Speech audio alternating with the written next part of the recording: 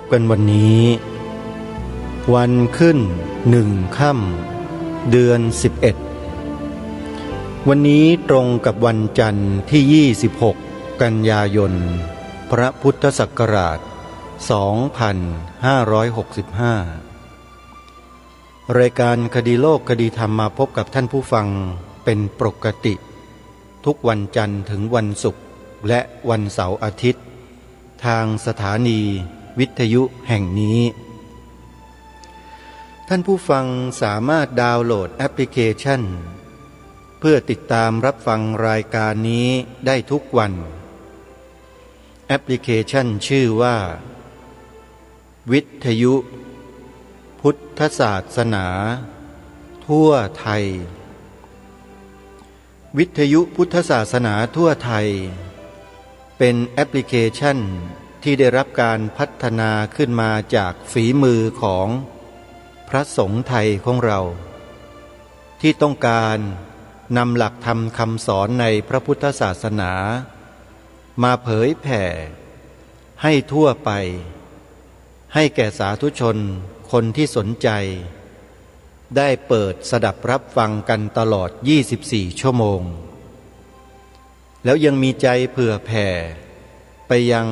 สถานีวิทยุอื่นๆที่ไม่ได้อยู่ภายใต้การดูแลของตนเองให้เข้ามามีส่วนร่วมในงานเผยแผ่ธรรมในครั้งนี้ด้วยมีจำนวนถึง38 สถานีทั่วไทยสาธุชนท่านใดก็ตามที่ดาวน์โหลดแอปพลิเคชันนี้ไว้ในโทรศัพท์มือถือของท่านซึ่งเป็นโทรศัพท์ระบบ Android ท่านถือว่าเป็นผู้มีบุญเพราะว่าเท่ากับท่านได้รวบรวมและเก็บพระธรรมคำสอนของพระสัมมาสัมพุทธเจ้าไว้ในชีวิตของท่านเป็นจำนวนมากมายมหาศาลท่านจะสามารถเปิดรับฟังเพื่อศึกษาเรียนรู้ธรรมะในระดับต่างๆเมื่อไรก็ได้เวลาไหนก็ได้และที่ไหนในโลกนี้ก็เปิดฟังได้นี่คือความที่ไม่มีข้อจำกัดในการศึกษาเรียนรู้พระธรรมคำสอนของพระสัมมาสัมพุทธเจ้าในยุคดิจิตอลยุคโซเชียลเน็ตเวิร์กพระสงฆ์ไทยเรานั้นมีความมุ่งมั่นมีความพยายามในการนำหลักธรรมคำสอนที่ถูกต้องที่เหมาะสมกับยุคสมัยมานำเสนอผ่านสื่อต่างๆเป็นเวลายาวนานพอสมควรเท่าที่อาตมาภาพจำได้บุคลากรทางสงฆ์ที่มีการใช้สื่อเผยแผ่พระพุทธศาสนามาในยุคต้นๆก็เห็นจะไม่มีใครเกินพระเดชพระคุณหลวงพ่อเจ้าคุณพระพิมลธรรมชอบอนุจารีมหาเถระราชบัณฑิตซึ่งในสมัยอดีตเมื่อหลาย10 ปีมาแล้วเนี่ยพระเดชพระคุณหลวงพ่อท่านใช้สถานีวิทยุกรมประชาสัมพันธ์ซึ่งเมื่อก่อนตั้งอยู่ที่ถนนราชดำเนินตรงเนี้ยเป็นอุปกรณ์เครื่องมือในการเผยแผ่พระพุทธศาสนาในยุคนั้นซึ่งเป็นยุคที่ไล่เลี่ยกันกับท่านเจ้าคุณกิตติวุฒโธเจ้าคุณกิตติวุฒโธเนี่ยน่าจะใช้สื่อหลังจากหลวงพ่อเพราะมีอายุอานามน้อยกว่าหลวงพ่อหลาย10 ปีพระเดชพระคุณหลวงพ่อเจ้าคุณพระพิมลธรรมชอบอนุจารีมหาเถระท่านเกิดเมื่อวันที่23 มีนาคมพระพุทธศักราช2444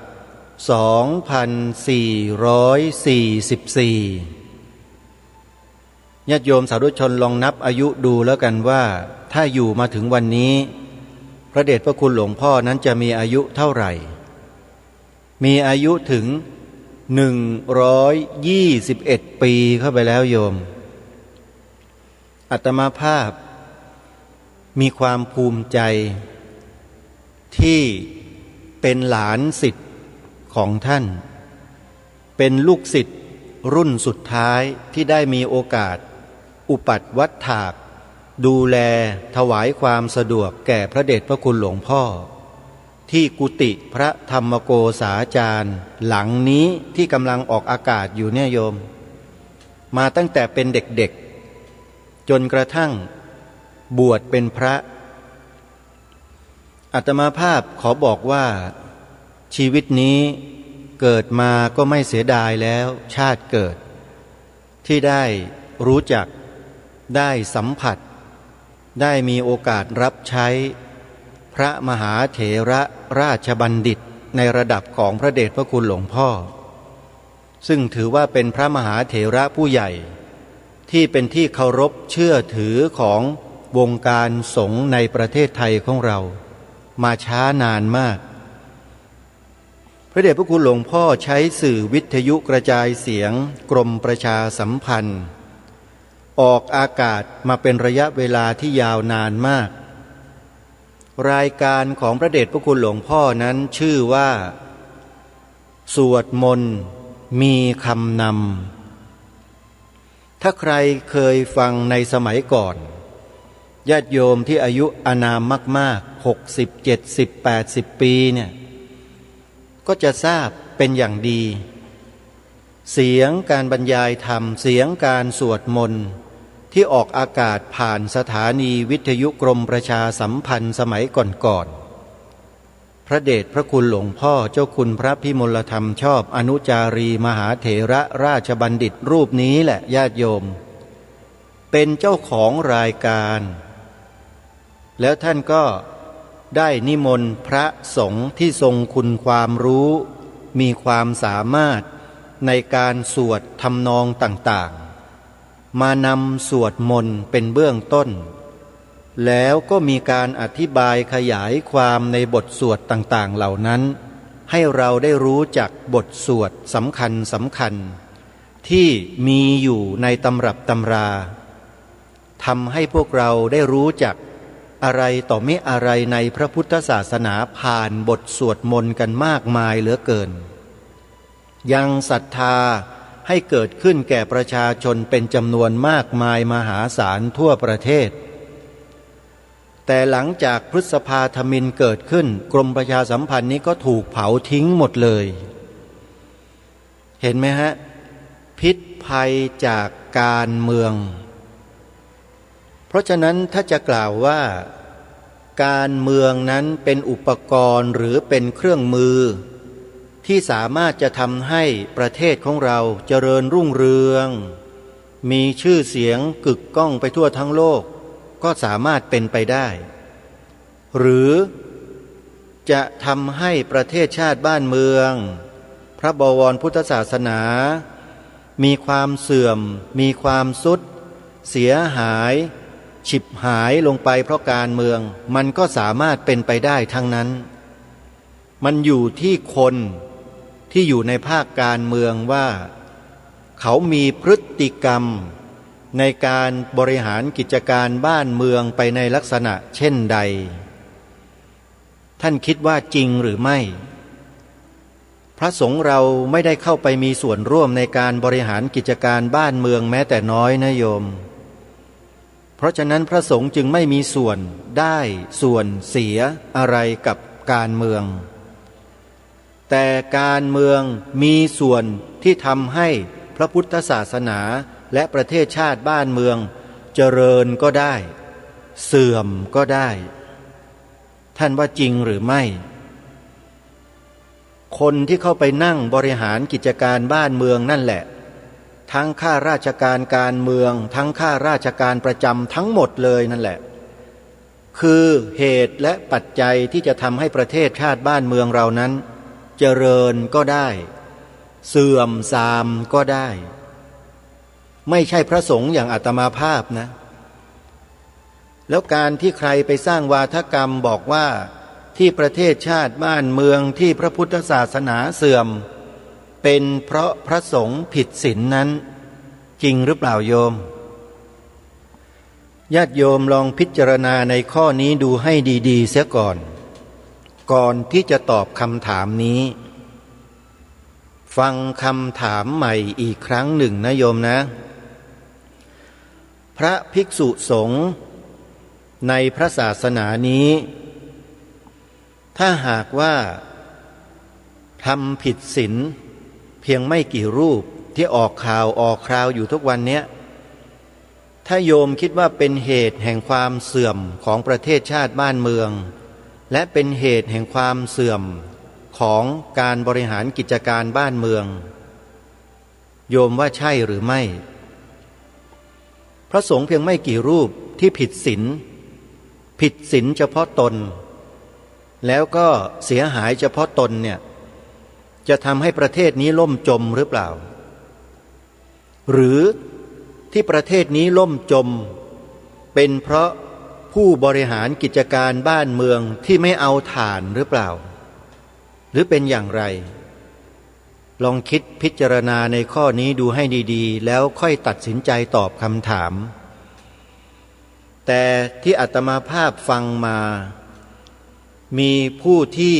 มีประสบการณ์และมีความรู้ได้พูดไว้เกี่ยวกับเรื่องนี้แล้วเขาก็ถามอาตมาภาพในรายการที่อาตมาเป็นพิธีกรทางสถานีโทรทัศน์ผ่านดาวเทียมช่องดีทีวีอยู่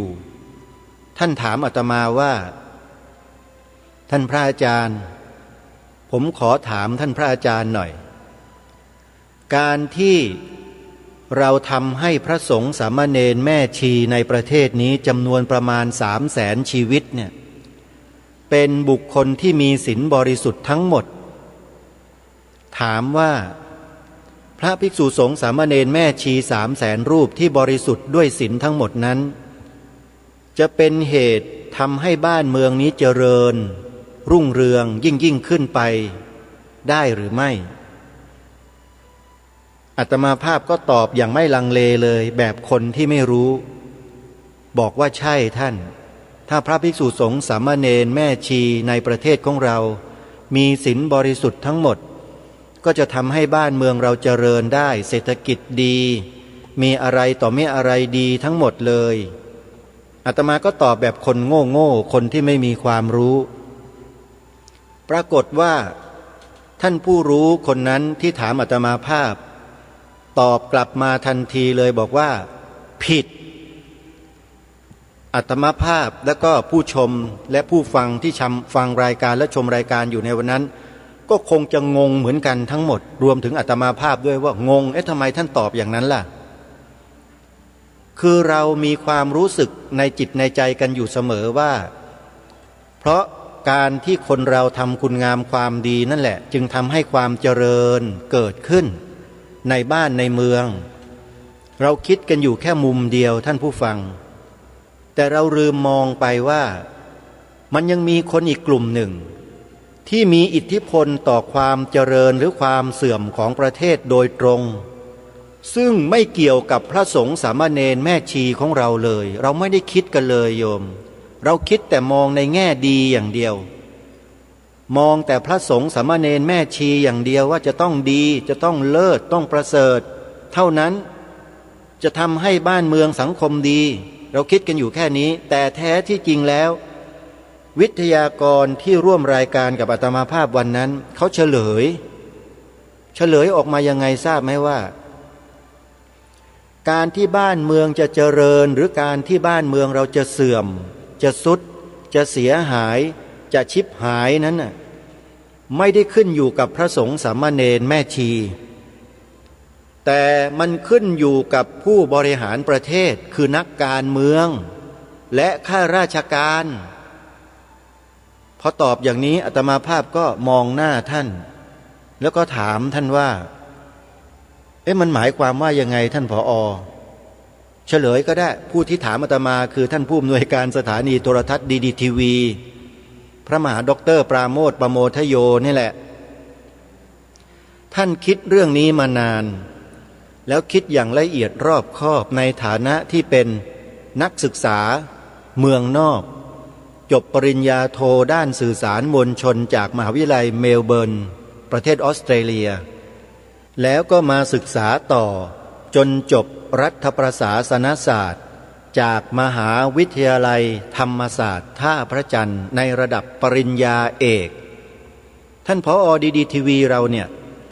จบปริญญาเอกรัฐประศาสนศาสตร์บริหารจัดการบ้านเมืองนะโยมเพราะฉะนั้นท่านจึงมีองค์ความรู้เหล่านี้ชัดเจนบวกกับทางธรรมท่านจบมหาปรริญญาด้วย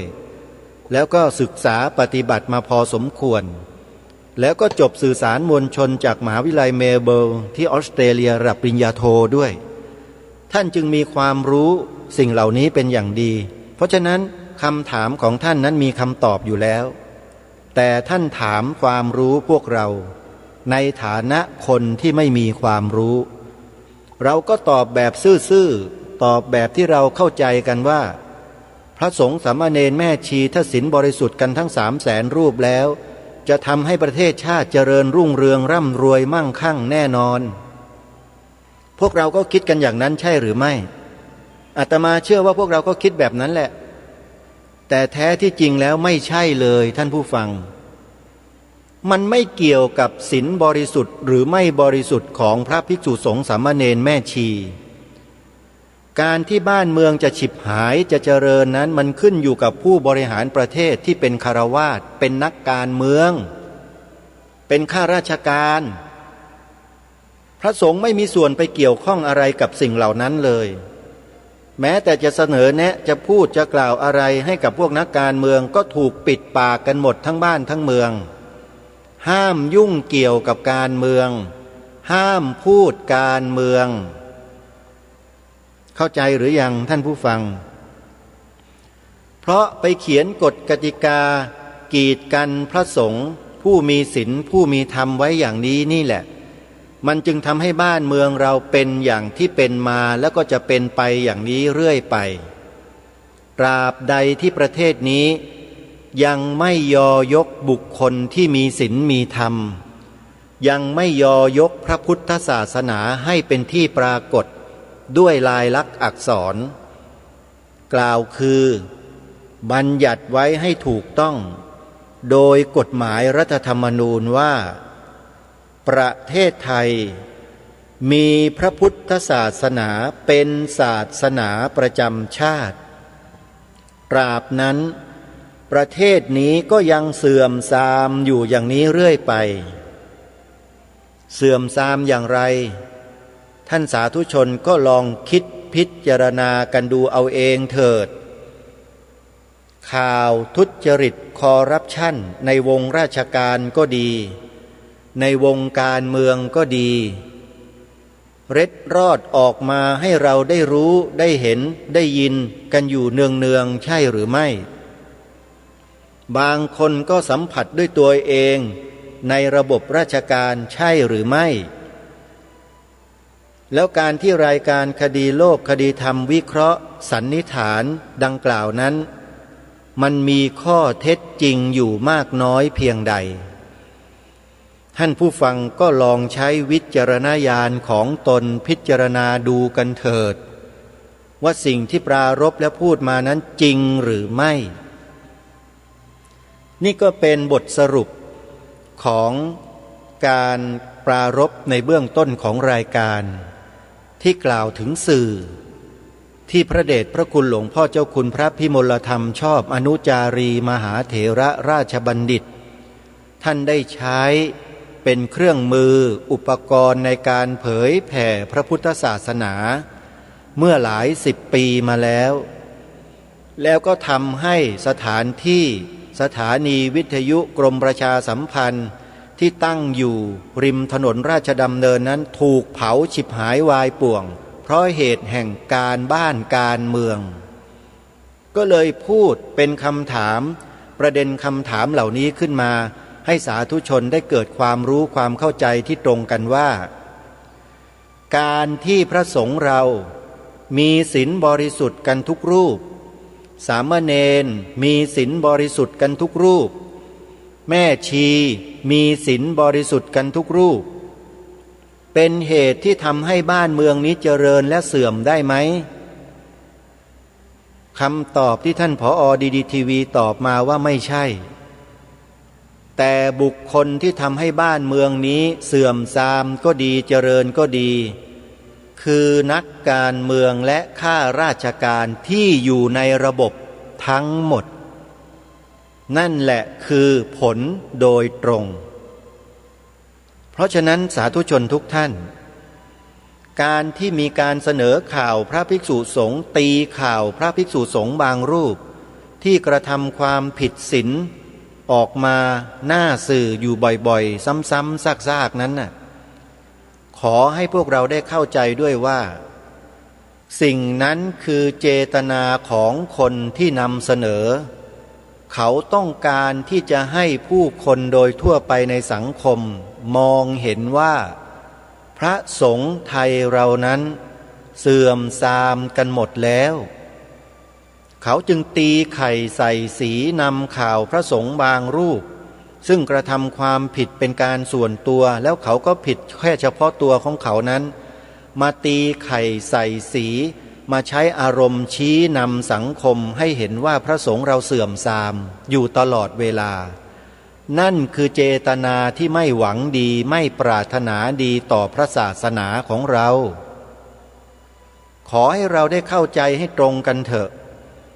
อย่าไปเหมารวมว่าพระสงฆ์ในประเทศไทยเสื่อมทรามเหมือนกับที่เขาว่า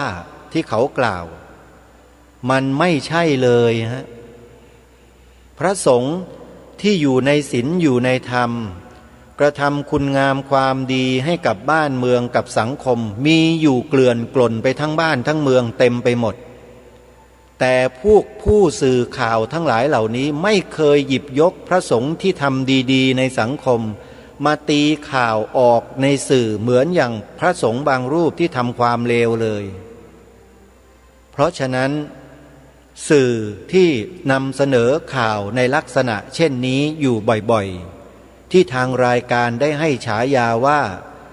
สื่อแมลงวันนั้นท่านสาธุชนคิดว่าเป็นการเหมาะสมแล้วหรือไม่พิจารณากันดูให้ดีนะว่าเหมาะสมหรือเปล่าที่ทางรายการให้ฉายาสื่อเหล่านี้กันไว้เนี่ยแล้วทางรายการก็เคยอุปมาอุปไมยเปรียบเทียบให้ญาติโยมได้ฟังว่าถ้าพ่อแม่ของไอ้คนที่ทำสื่อเนี่ยมันไปทำความเลวระยำอะไรสักอย่างหนึ่งไว้แล้วผู้สื่อข่าวของช่องของมันเนี่ยเอามาตีข่าวแบบที่มันตีพระอย่างเนี้ยโยมว่าพวกนั้นมันจะทำกันไหมมันก็ไม่ทำกันใช่ไหมโยมแปลว่าไอ้พวกนี้มันมีความลำเอียงอยู่ในใจหรือเปล่ามีอคติไหมโยมว่าอคติเต็มเลยทำไมมันไม่นำเสนอข่าวพวกญาติของมันตระกูลของมันที่ทำความเลวไว้มาออกข่าวบ้างล่ะมันจะได้เสื่อมเสียกันไปทั้งตระกูลไงมันไม่ทำเพราะอะไรเพราะมันรู้นี่การเอามานำเสนออย่างนั้นมันก็จะเสียหายไปด้วยมันก็ในทำนองเดียวกันนั่นแหละท่านผู้ฟังพระสงฆ์จะกี่รูปก็แล้วแต่ที่ถูกนำมาเสนอในข่าวในทางที่ไม่ดีในทางที่เสียหายอยู่อย่างสม่ำเสมอเนี่ยญาติโยมคิดว่าคนในสังคมนี้เขาจะมีความรู้สึกต่อพระสงฆ์ของเราอย่างไรเห็นพระสงฆ์แล้วรู้สึกอย่างไรมันก็รู้สึกเอื่อมระอารู้สึกหมดศรัทธาใช่หรือไม่พอที่จะเข้าใจกันหรือยังที่ทางรายการได้ให้ฉายาสื่อพวกนี้ว่าสื่อแมลงวันมันตอมแต่ของเน่าของเหม็นอยู่ตลอดเวลาแล้วมันแค่นั้นไม่พอมันยังเอามาเสนอเอามาเผยแพร่เชื้อให้กับผู้คนในสังคมให้ติดเชื้อชั่วๆอย่างนั้นอีกด้วยท่านว่าจริงหรือไม่พอเราเสพข่าวเหล่านี้บ่อยๆมากๆเข้าเชื้อชั่วมันก็ติดอยู่ในใจเราไอ้เชื้อชั่วตัวนี้สังเกตยังไงพอเกิดเห็นพระสงฆ์มันก็เกิดความรังเกียจความไม่ชอบขึ้นมานั่นแหละเขาเรียกว่าเชื้อชั่วที่ถูกสื่อพวกนี้เผยแพร่ใส่เข้าไปในจิตใจของท่านผ่านทางตากับหูของท่านอยู่ตลอดเวลาคือการนำเสนอข่าวไม่ดีของพระสงฆ์ ผ่านสื่อแล้วก็ทำให้พวกเราเกิดเชื้อชั่วขึ้นในใจจริงหรือไม่วันนี้วิเคราะห์ให้เห็นภาพกันอย่างชัดเจนทีละขั้นทีละตอนให้เราเข้าใจด้วยกันเพื่อจะบอกกับพวกเราในสังคมว่าปัจจุบันนี้พวกเราชาวพุทธมีพระสงฆ์เป็นต้นที่เป็นบุคคลที่อยู่ในศีลอยู่ในธรรมทุกวันนี้กำลังถูกคนเหล่านี้ทำลายล้างอยู่ด้วยสาระบบต่างๆที่มีอยู่ในสังคมหนึ่งในนั้นก็คือสื่อสารมวลชนท่านสาธุชนลองพิจารณาให้ดีว่าจริงหรือไม่พระดีๆทำความดีเต็มบ้านเต็มเมืองสื่อพวกนี้ไม่นำมาเสนอให้เกิดความดีความงามเกิดความเลื่อมใสศรัทธามันไม่นำเสนอกัน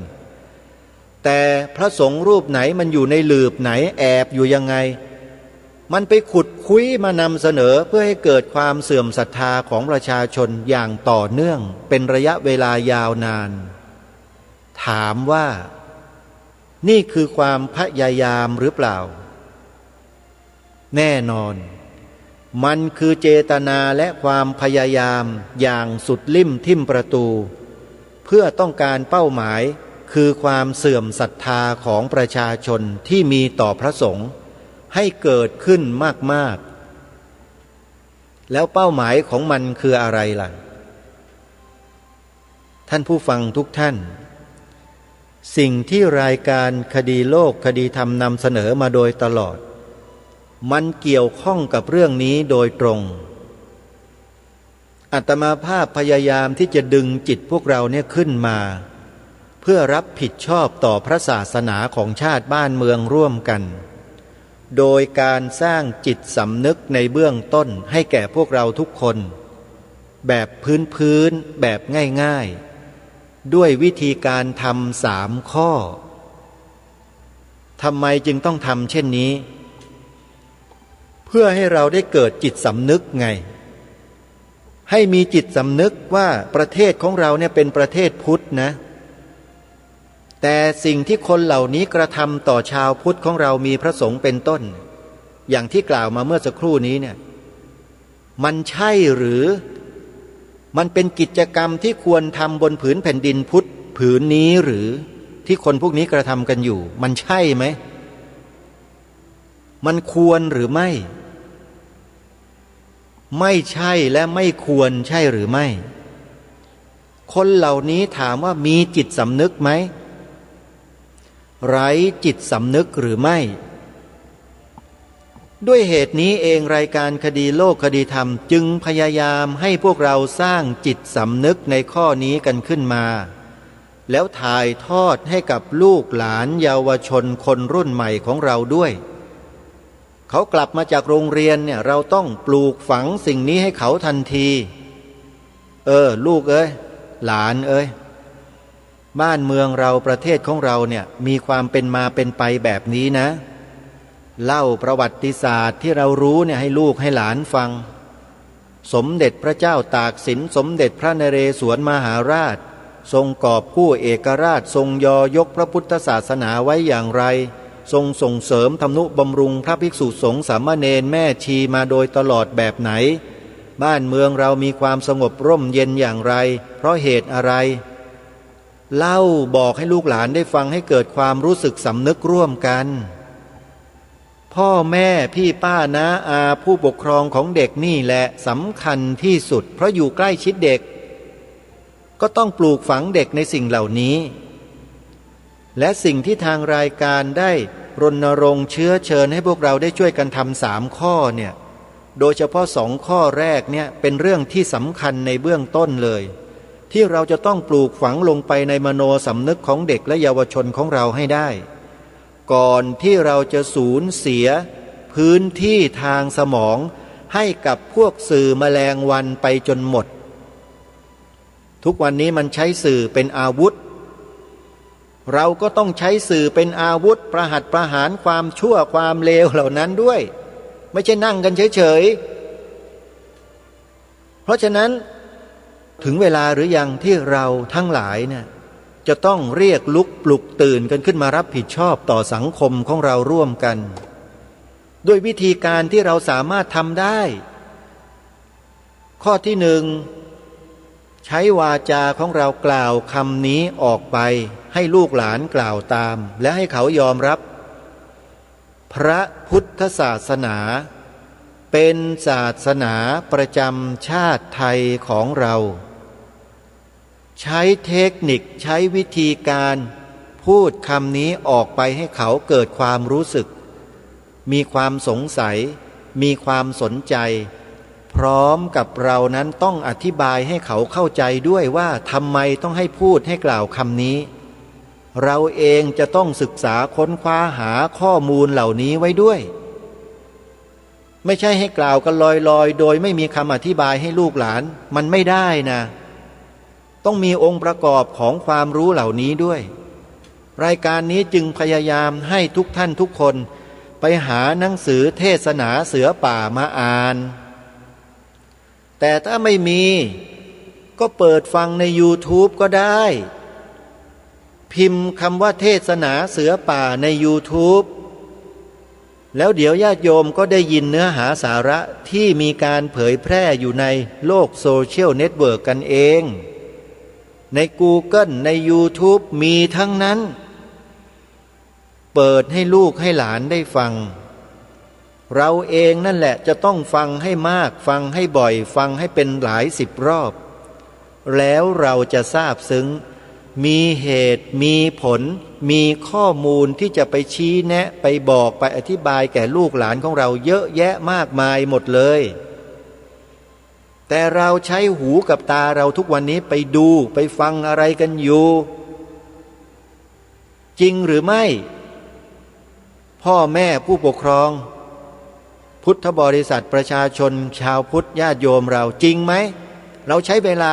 สูญเสียไปกับสิ่งใดเราใช้ตากับหูเราเนี่ยไปเสพไปบริโภคสิ่งใดอยู่ในทุกวันนี้เสพสิ่งเหล่านี้กันบ้างไหมเอาใจใส่ดูแลสังคมประเทศชาติของเราด้วยความเสียสละในส่วนนี้กันบ้างหรือไม่แล้วโยมก็มาด่ามาว่ามาตำหนิมาไม่พอใจกับรายการนี้กันมันใช่หรือวันนี้ต้องขอขมาครูบาอาจารย์อีกครั้งหนึ่งขอขมาญาติโยมสาธุชนอีกครั้งหนึ่งที่พูดจาในลักษณะเช่นนี้บอกตรงๆเลยว่าเพราะความเป็นห่วงพวกเราทั้งหมดที่เป็นชาวพุทธในประเทศนี้เนี่ยจะเพลี่ยงพล้ำให้กับคนต่างชาติต่างศาสนาแบบไม่รู้เนื้อไม่รู้ตัวซึ่งเขาพยายามทุกวิถีทางทำทุกอย่างเพื่อจะทำลายล้างพวกเราตลอดเริ่มต้นจากการทำลายแนวความคิดของเราก่อนโดยการนำเสนอข่าวไม่ดีไม่งามข่าวเลวๆของบุคลากรชาวพุทธของเรามีพระสงฆ์นี่แหละเป็นหลักเลยที่พวกมันพยายามทำลายอยู่ตลอดเวลาด้วยสื่อจริงหรือไม่ถ้าเป็นพ่อเป็นแม่เป็นคนในตระกูลของเขาเขาจะมานำเสนอไหมถ้าทำความชั่วระยำตำบอลแบบเนี้ยพวกนั้นมันเอามาเสนอไหมล่ะตระกูลของมันน่ะไม่มีใครก็ทำกันหรอกแต่มันทำกับพระสงฆ์เราลองคิดดูดิมันตีไข่ใส่สีนำเสนอสังคมในทางที่เสียหายอยู่ตลอดแล้วพวกเราก็ไปส่งเสริมสนับสนุนไปเปิดดูมันอยู่ได้ไอ้ช่องพวกเนี้ยไปส่งเสริมมันทำไมนี่เท่ากับว่าพวกเราเนี่ยไปส่งเสริมไอ้สื่อพวกนี้อยู่ด้วยนะถ้าเราไปเปิดดูมันเนี่ยรู้ตัวกันบ้างหรือเปล่าพูดกันแบบจะแจ้งขนาดนี้แล้วถ้ายังไม่รู้สำนึกไม่รู้สึกตัวกันนี่ก็ช่วยอะไรกันไม่ได้แล้วนายโยมนะขอบอกเลยนะว่าช่วยอะไรไม่ได้จริงๆเพราะเหตุปัจจัยมันอยู่ตรงนี้ถ้าเราจะเปลี่ยนจากที่ไม่ดีสิ่งที่เสียหายให้กลายเป็นดีเราต้องเริ่มจากจุดนี้ต้องช่วยกันสร้างสำนึกให้กับตัวเราก่อนวิธีการที่ให้ทำก็คือ3 ข้อนี่แหละ หนึ่งกล่าวและพูดแล้วก็ถ่ายทอดคำนี้ไปสู่ลูกหลานเยาวชนและคนไทยของเราให้กว้างไกลมากที่สุดกว้างขวางที่สุดคือกล่าวคำว่าพระพุทธศาสนาเป็นศาสนาประจำชาติไทยของเราข้อ 2ท่องจำบทพระราชนิพนธ์ความหมายธงไตรรงค์ให้ได้ทั้งหมดเราต้องเป็นแบบอย่างแก่ลูกแก่หลานเยาวชนของเราต้องทำให้ได้ขอร่ำรำพันบรรยายความคิดเครื่องหมายแห่งสีทั้งสามงามถนัดขาวคือบริสุทธิ์สีสวัสดิ์หมายพระไตรรัตน์และธรรมะคุ้มจิตไทยแดงคือโลหิตเราไซร้ซึ่งยอมสละได้เพื่อรักษาชาติศาสนาน้ำเงินคือสีโสภาอันจอมประชาทะโปรดเป็นของส่วนองค์จัดริ้วเข้าเป็นไตรรงค์จึงเป็นสีธงที่รักแห่งเราชาวไทยทหารอวตารนำไปยงยุทธวิชัยวิชิตก็ชูเกียรติสยาม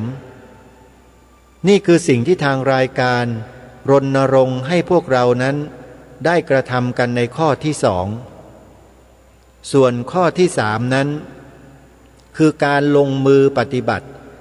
ขึ้นทะเบียนเขียนใบสมัครปฏิญาณตนเป็นพุทธมามกะตลอดชีวิต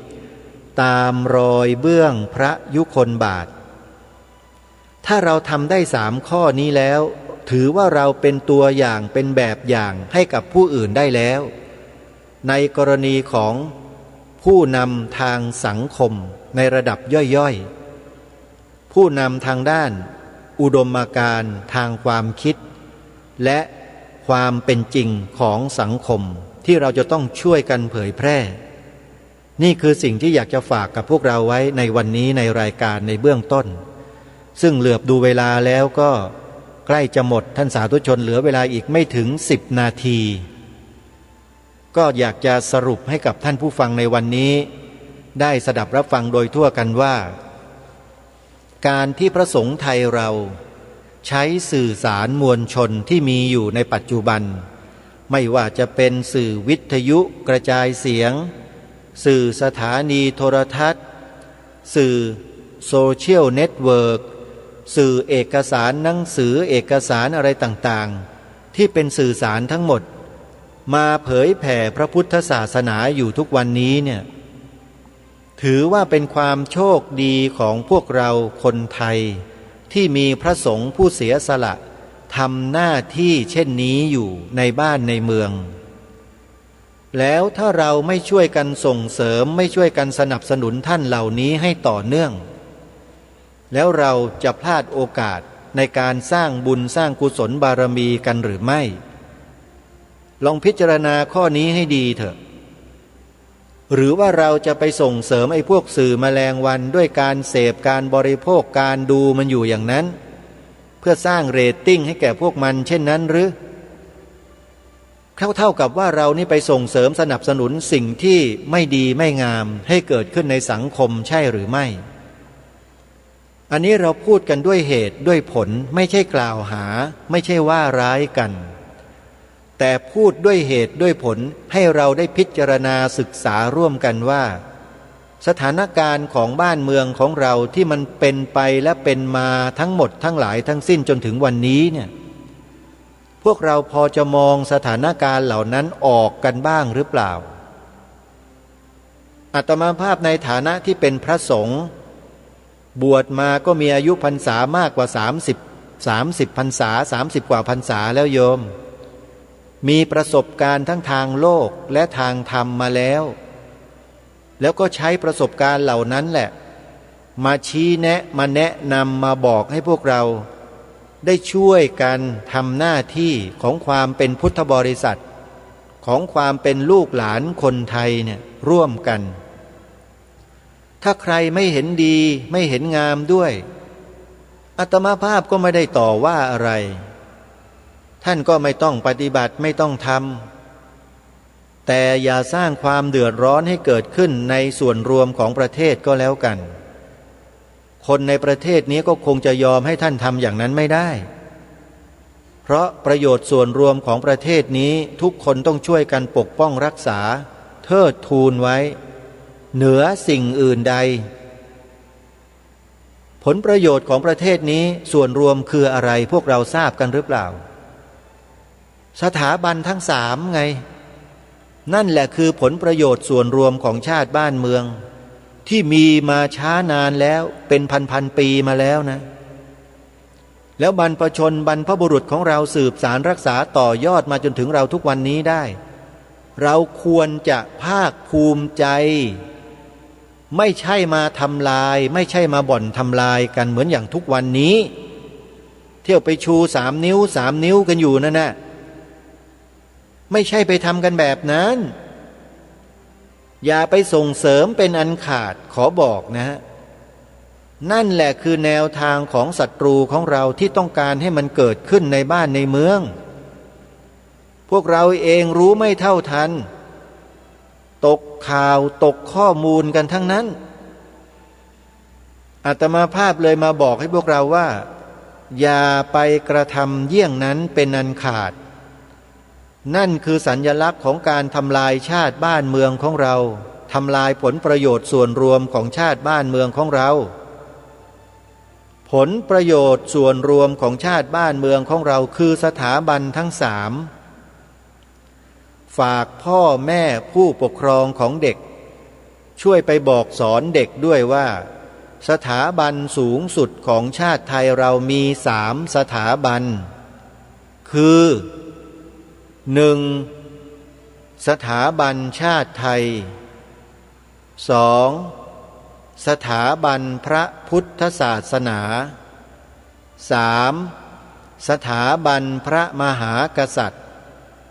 แล้วไปอธิบายให้เขาเข้าใจกันด้วยไม่ใช่พูดอยู่เพียงแค่นี้แล้วจบนะเพราะฉะนั้นพ่อแม่ผู้ปกครองของเด็กจะต้องหาข้อมูลจะต้องศึกษาเรียนรู้ในฐานะเป็นผู้ปกครองผู้ปกครองจะรู้น้อยกว่าผู้อยู่ใต้ปกครองไม่ได้ในเรื่องเหล่านี้เราจะรู้น้อยกว่าเขาไม่ได้ต้องรู้ให้มากกว่าเขาเราจึงจะสอนเขาถ่ายทอดให้เขาได้เหมือนอย่างอาตมาภาพเป็นผู้ดำเนินรายการคดีโลกคดีธรรมเนี่ยถ้าไม่มีความรู้เหล่านี้ไม่มีข้อมูลเหล่านี้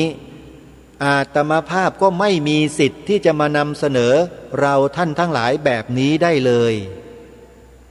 จริงหรือไม่นี่คือเหตุและผลที่นำเสนอในรายการวันนี้เพื่อต้องการนำพาพวกเราทุกท่านทุกคนนั้นให้ยืนอยู่บนจุดยืนของประเทศไทยของเราให้ได้อย่าเป็นไม้หลักปักเลนที่มันเอ็นไปเอ็นมาพร้อมที่จะหลุดลอยไปตามกระแสน้ำลงสู่ทะเลเน่าผุพังไปด้วยน้ำเค็มเหล่านั้นจนหมดสิ้นอย่าเป็นแบบนั้นเลยแต่จงทำตัวเราเองให้เหนียวแน่นมั่นคงดุจเสาระเนียดหรือจะบอกว่าให้เหมือนกับเสาตอหม้อขนาดใหญ่มหึมาที่มีการฝังลงไปในดินลึกแล้วก็มั่นคงแข็งแรงยังไงก็ได้แล้วแต่ที่เราจะอุปมาเปรียบเทียบทำให้มันมั่นคงเหมือนอย่างที่รายการคดีโลกคดีธรรมมั่นคงอยู่ทุกวันนี้อาตมาภาพนี่เชื่อมั่นตัวเองนะว่ามีความมั่นคงแน่นอนในเรื่องเหล่านี้ไม่หวั่นไหวไม่ง่อนแง่นไม่คลอนแคลนมาตั้งแต่เด็กๆแล้วก็ยังคงมั่นคงอย่างนี้ตลอดไปทุกภพทุกชาติเพราะชีวิตนี้ได้ถวายไว้อุทิศให้แก่พระรัตนตรัยเสร็จสิ้นหมดแล้วท่านสาธุชนไม่มีอะไรที่จะประเสริฐเลิศดีไปกว่าพระรัตนตรัยที่มีปรากฏอยู่ในสีขาวของธงชาติไทยของเราที่ทางรายการย้ำให้พวกเราได้กล่าวกันในข้อที่2ที่บอกว่าสีขาวในธงชาติไทยหมายถึงพระพุทธศาสนาเท่านั้นแล้วให้พวกเราไปบอกสอนเด็กๆลูกหลานของเราด้วยให้เขาเกิดความสำนึกในสิ่งนี้ด้วยกัน อย่าให้สิ่งใดๆมาปนเปื้อนพระรัตนตรัยของเราที่เป็นสีขาวปรากฏอยู่บนผืนธงชาติไทยของเราเป็นอันขาดไม่เช่นนั้นเราจะไม่มีแผ่นดินอยู่ดูอย่าง3 จังหวัดชายแดนภาคใต้ดูสิตัวอย่างเห็นจะกันอยู่เห็นไหมมีแผ่นดินอยู่กันไหม